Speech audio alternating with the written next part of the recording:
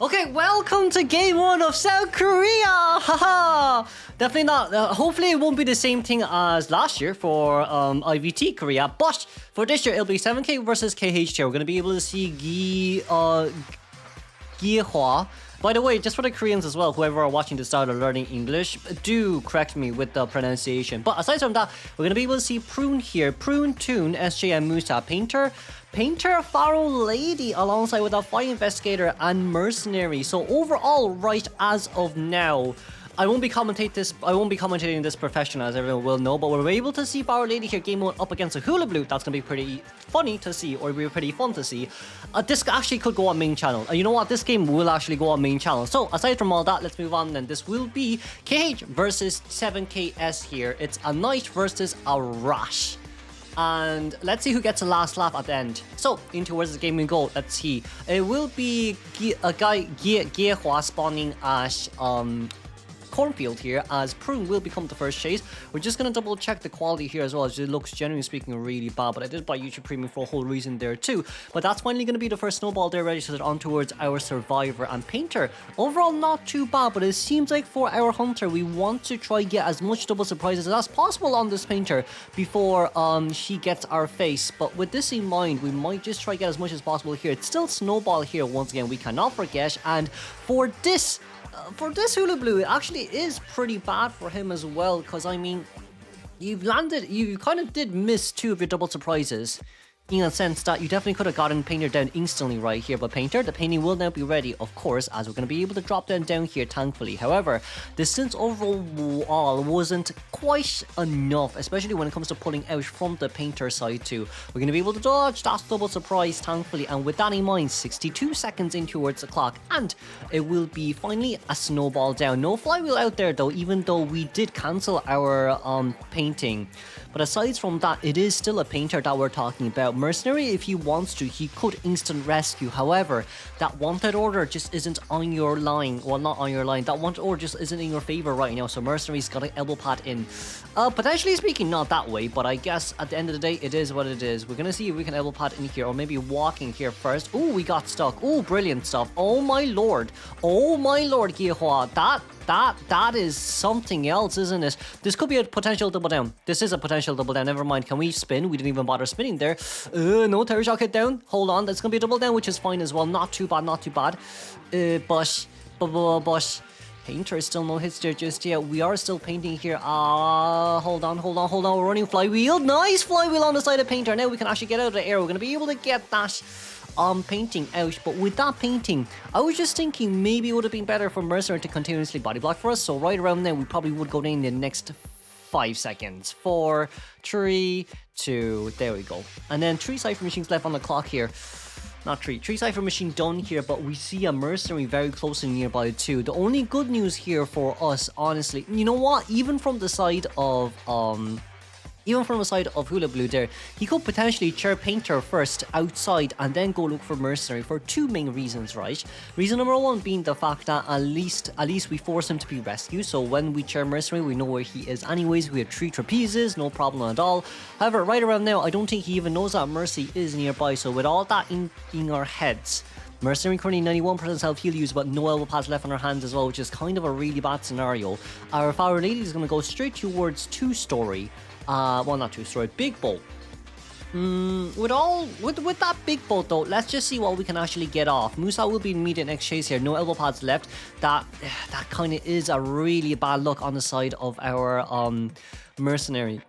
But for Merc here, look, it's gonna be really hard. It's gonna be really hard here for KH to actually be able to aim any more than just a one-man escape. Like, I would say even a one-man escape is pretty hard. Musa will go down here as we do have teleport ready. We could go straight towards that Pharaoh Lady right as of now. And with this in mind, let's just see how well Pharaoh Lady actually does.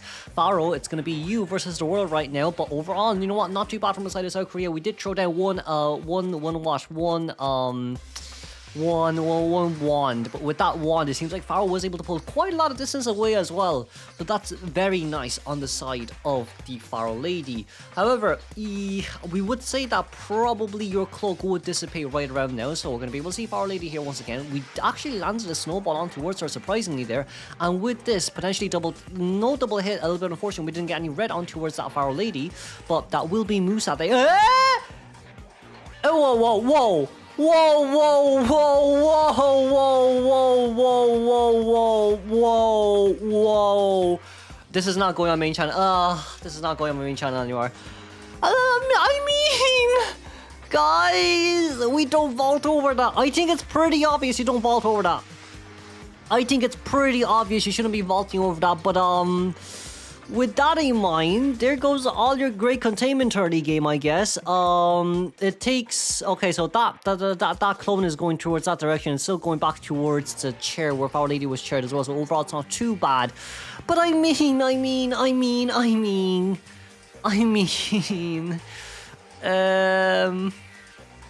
This can still become a one-man escape. It just depends on how they rescue, but it's still Mercenary that we're talking about right now, who is the only one decoding. It seems like Hula Blue will not be able to find where Fire Investigator is. However, we do have Tinnitus right as of now, but Giehua doesn't really know where this... Oh, we lost Tinnitus, so it's probably going to be on the other side of the map. Giehua is not currently looking back at all because that's a Fire Investigator bottom left on our screen. We finally did see him here, thankfully, but right around now, that's going to be charge attack hit. It did not break the airbag. So with that, let's just say, wait a second, that's really nice, but I mean, there you go, it's fine.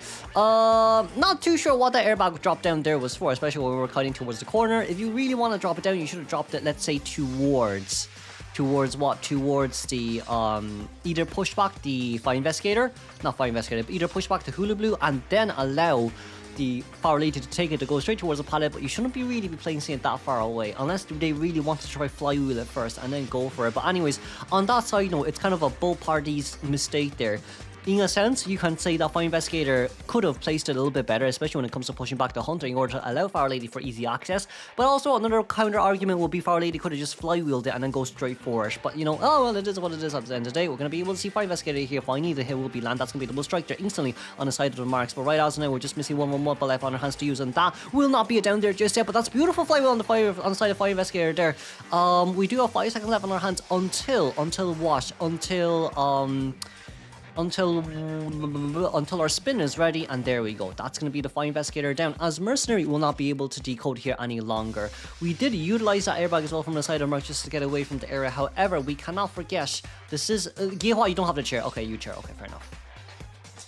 He has teleport. You know what? The thing is, right, he has teleport. He can drop the Fire Investigator down to look for someone else, to look for the Mercenary. We all know Fire Investigator can't really pick up any items after all, but like with all that in mind, we won't really be spectating this any longer. I mean, after that Terror Shock down, which was supposed to be a tie game, it ended up as a... Look, it went for a 4-man elimination. No, it went up from a tie game to a 4-man elimination game after that Terror Shock down too. But let's congratulate then 7KS for this 4-man elimination. Let's move on straight towards the second half.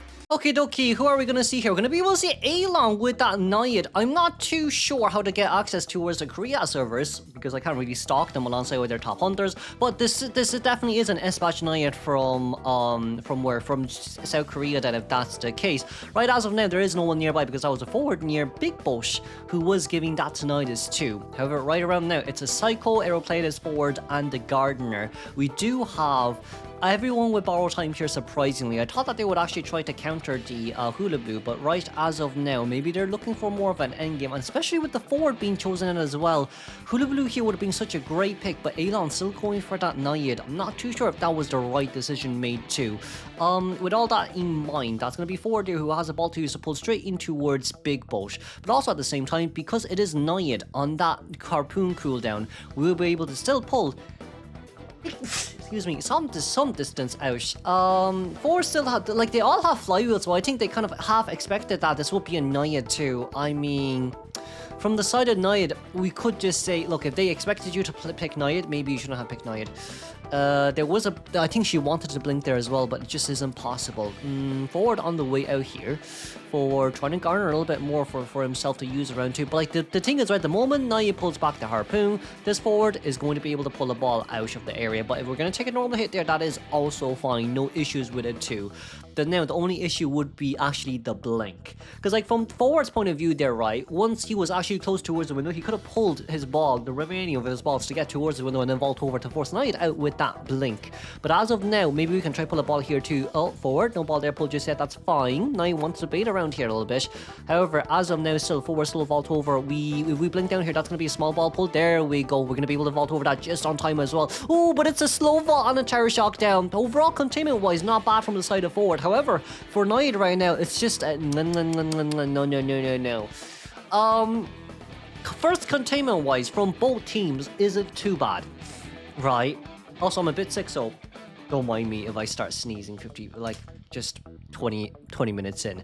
However, right as of now, Gardner seems like she's going to be on her way in for the first rescue. Gardner with a shield isn't too bad, as we're going to go straight towards Haram here. Aeroplane is immediate next chase. I don't think it's going to matter too much, especially with the fact that you didn't even get dash, get dash Abyss out.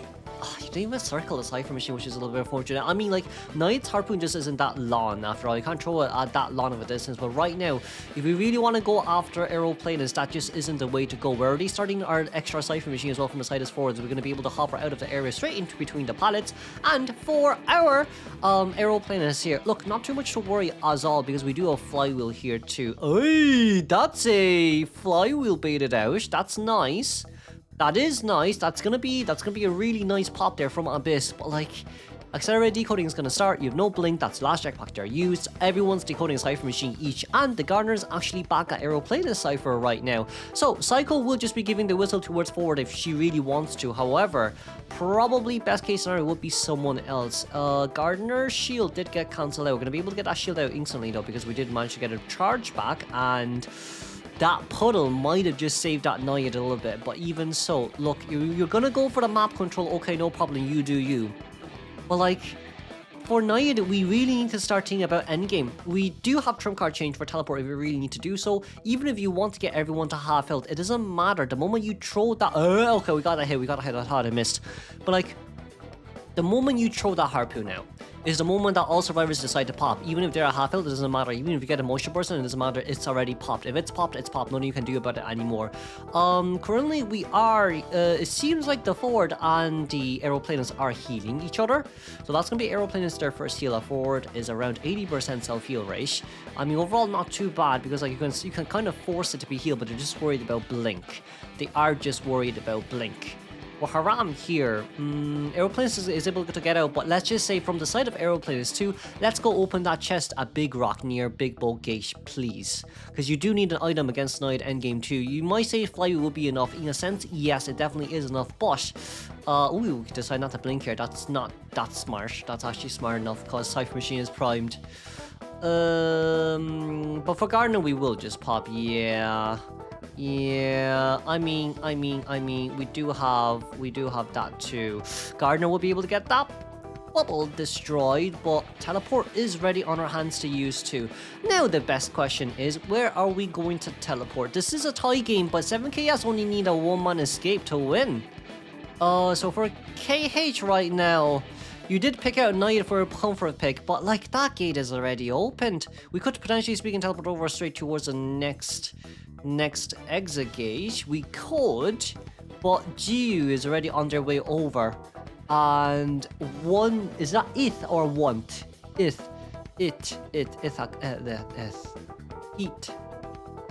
No, what?